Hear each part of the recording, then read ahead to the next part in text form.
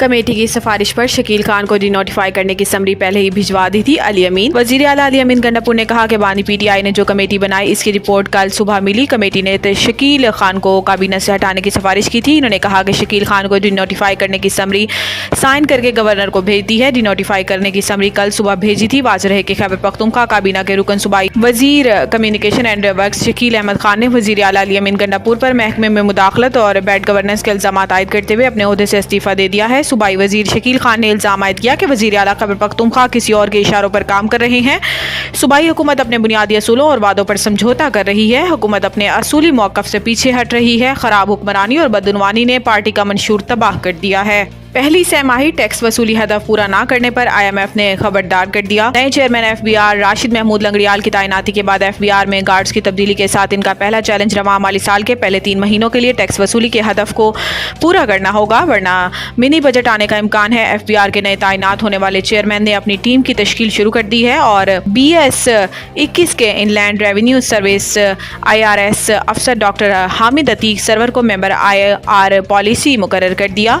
Doctor Hamid Atiq server, जिन्हें सितारा इम्तियाज से नवाजा गया, डेपुटेशन से वापस आए और अब मेंबर IR पॉलिसी मुकर्रर कर दिए गए हैं। आने वाले दिनों में FBR में कुछ और तब्दीलियों का भी इम्कान है।